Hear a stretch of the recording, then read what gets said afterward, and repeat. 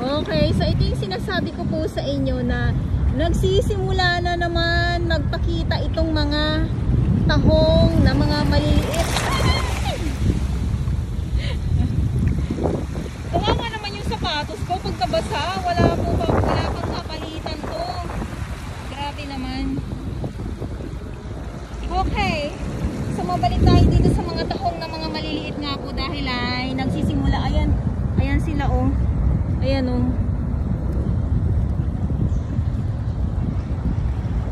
Ayan. Akala nyo kung ano pong mga shell yan. Mga tahong po yan na mga maliliit. Nagsisimula na naman po na magpakita. Gawa nga po ng lumilinaw na naman ang karagatan ng Manila Bay. Dahil nga po ay ang daming isda ng mga maliliit. Wow, eto na naman.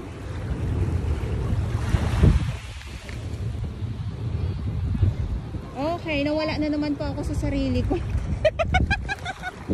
Ayan o, mga isda ng mga maliliit. Ayan. Ayun, baka mamaya sabihin nyo po ay hindi Dolomite Beach. Ayan, Dolomite Beach po tayo. Naaaliw na naman po ako kasi sa mga tahong, mga isda. Ayan o, mga maliliit na mga isda. Ayan o. Alam niyo po kung pwede lang po talagang maligo, mag-swimming. Ay magsiswimming na po ako. Kaya lang bawal. Kasi nagkukumpulan na yung mga isda na mga maliliit. Yun naman po ay bawal talaga hulihin.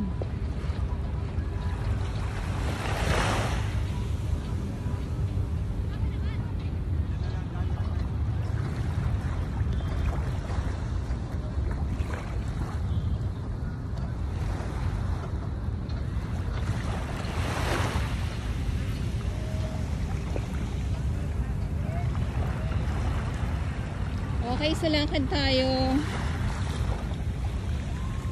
Wala, naaliw lang po ako.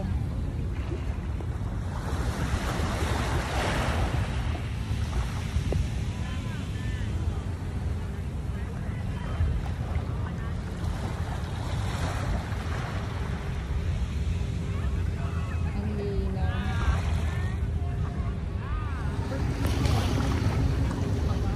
So, balik na tayo sa doon sa malapit sa entrance. At eto nga yung ating dalampasigan. Eto naman, pag natapos naman po or pag nakuha naman po yung mga lahat ng mga basura dito sa taas, yan. So, magbabalik kulay po ito, yung magiging puti uli. Kasi yung gray sa nasa ibabaw na ilaliman na yung dolomite sa ng gray sand or ng black sand po. Ito dito sa mga susunod na araw, sabi ko nga, ay makikita talaga natin na naman yung mga iba't ibang mga lamang dagat. Ayan o, kasi nagsisimula na naman po na makita natin luminaw ang dagat.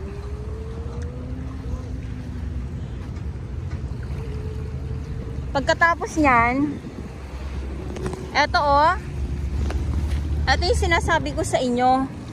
Yan. Yung mga tahong na mga maliliit.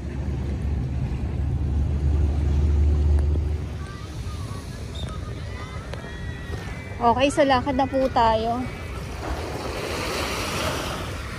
Akala ko na naman yung halaan yung mga maliliit. Yes, meron nga. Ayan halaan ng mga maliliit. Nagsisimula na naman. Tapos may mga batotoy syempre. Kaya lang kasi bawal po manguha ng mga lamang dagat dito sa mismo dito sa may Dolomite Beach po. Lalong-lalo na sa mga kababayan natin, sa mga baguhan, sa mga hindi po nakakaalam. Inuulit-ulit ko po yan. Ayan ang linis na. Ito naman, pag nakuha yan, ay mas lalong masarap sa mata tingnan itong dalampasigan ng Dolomite Beach po.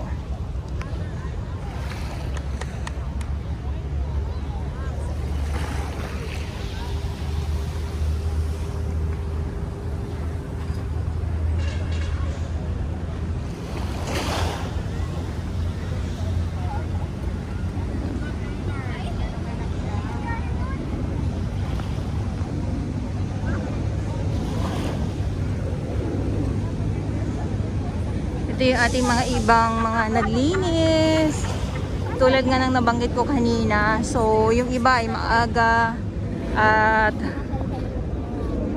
maaga din po silang natapos. Kaya, syempre, tapos din po sila sa kanilang paglilinis. Yung iba naman po ay medyo ay siguro hindi na paaga. Kaya, andyan pa din po sila. So, wala naman pong kailangan imadali.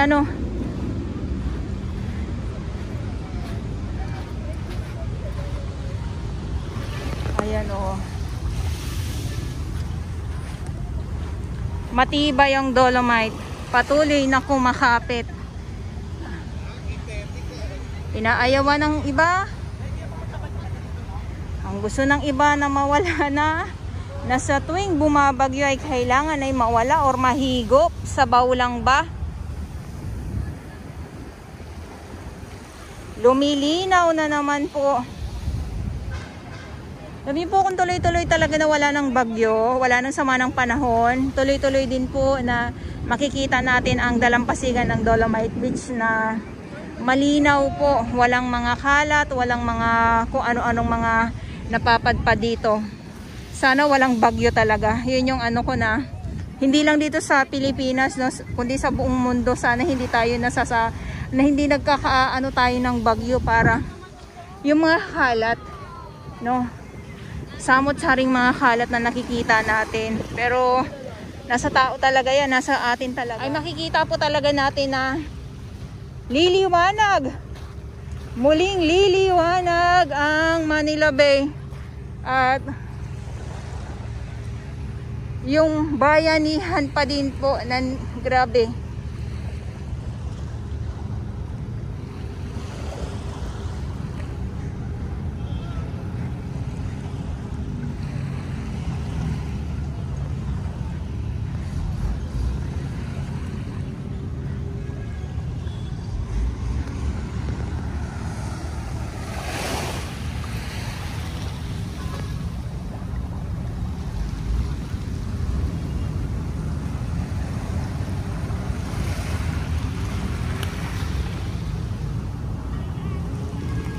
So wala ako nakikita mga paparating na mga basura dito sa Laod. Kaya ganito na lang din po kaganda ang ang dagat, malinaw, ang dalampasigan. Kasi pag mayroon po talaga diyan pa lang po namumulaklak na po ang karagatan ng Manila Bay. Minsan yung iba dito nanggagaling, tapos mapapadpad papunta sa tabi, tas dito sa gitna, tas dito sa gitna.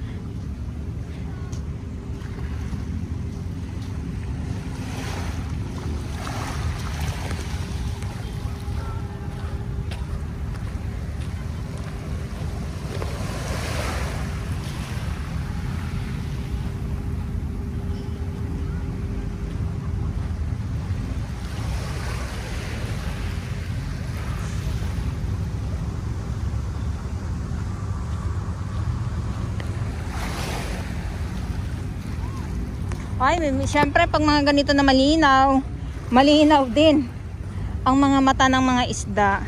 Mga parang nagdidiwang sila kasi nakakahinga muli sila. Ay! Nakakahinga po muli sila.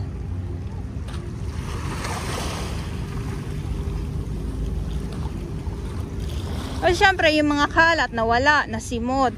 Kaya kumbaga, yung mata nila maliwanag na naman ang kanilang mga paningin. Ganito ang ating Dolomite Beach ngayong umaga ha. Umaga Pilipinas, umagang kay ganda.